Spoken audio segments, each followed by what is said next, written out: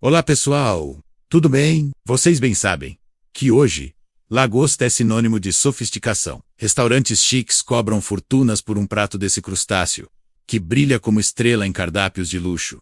Mas nem sempre foi assim. Houve um tempo em que lagosta era considerada comida tão inferior que alimentar servos com ela mais de 2 vezes por semana era visto como crueldade. E curiosamente, esse humilde crustáceo também provocou uma guerra entre Brasil e França. Vamos ao vídeo. Nos séculos 17 e 18, especialmente nas colônias americanas da Nova Inglaterra, lagostas eram abundantes demais. Elas apareciam aos montes nas praias após tempestades, empilhadas a mais de meio metro de altura. Pescadores as usavam como isca e fertilizante para plantações. Ninguém em sã consciência serviria lagosta para convidados importantes. A razão para tanto desprezo era simples.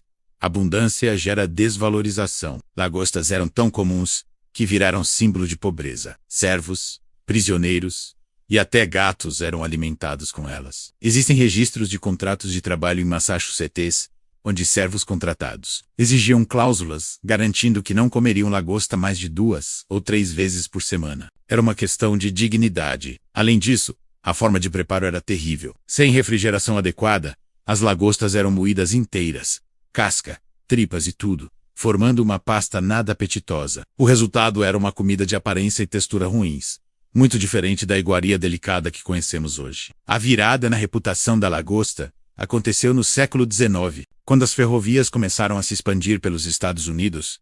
Turistas ricos das cidades do interior viajavam para o litoral. Curiosos, experimentavam os frutos do mar locais, incluindo lagosta. Para eles, que nunca haviam provado, era uma novidade exótica. Espertos empresários perceberam a oportunidade. Começaram a servir lagosta em trens como comida sofisticada do litoral, vendendo para passageiros que não faziam ideia de que aquilo era comida de pobre na costa. A estratégia de marketing funcionou perfeitamente. Simultaneamente, a pesca excessiva reduziu drasticamente a população de lagostas. O que antes era abundante tornou-se escasso. E escassez, combinada com essa nova imagem de exotismo, transformou completamente o status do crustáceo. No início do século XX, lagosta já era comida de elite, servida em restaurantes caros e navios de luxo. Mas a história mais curiosa envolvendo lagostas aconteceu no Brasil, durante o governo de João Goulart, entre os anos de 1961 e 1963. Brasil e França quase entraram em conflito armado por causa de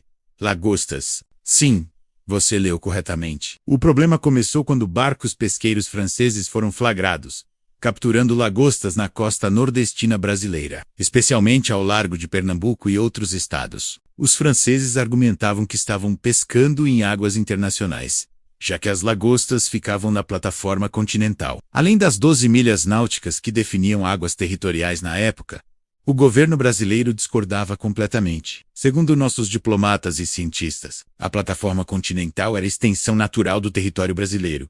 Portanto, as lagostas eram nossas. Além disso, havia uma questão técnica interessante.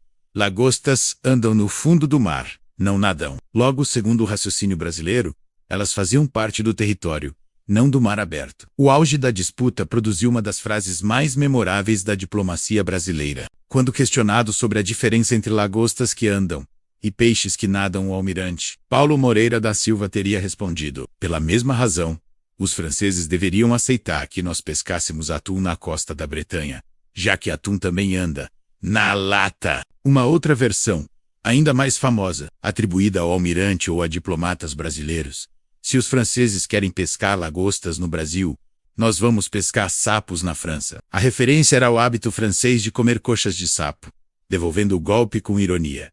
Atenção, não ficou apenas nas palavras. A França enviou o contratorpedeiro Tartu para proteger seus barcos pesqueiros. O Brasil respondeu mobilizando navios de guerra. Durante semanas, embarcações militares de ambos os países patrulharam a região, criando uma situação potencialmente perigosa. Felizmente, nenhum tiro foi disparado. A diplomacia prevaleceu, embora a solução tenha sido gradual. Os barcos franceses eventualmente deixaram a região, mas as questões sobre plataforma continental e limites marítimos continuaram sendo debatidas internacionalmente. Este curioso conflito teve consequências importantes. Contribuiu para debates internacionais sobre direitos marítimos que culminaram na Convenção das Nações Unidas sobre o direito do mar, estabelecendo regras mais claras sobre zonas econômicas exclusivas e plataformas continentais. Para o Brasil, a Guerra da Lagosta se tornou símbolo de defesa da soberania nacional,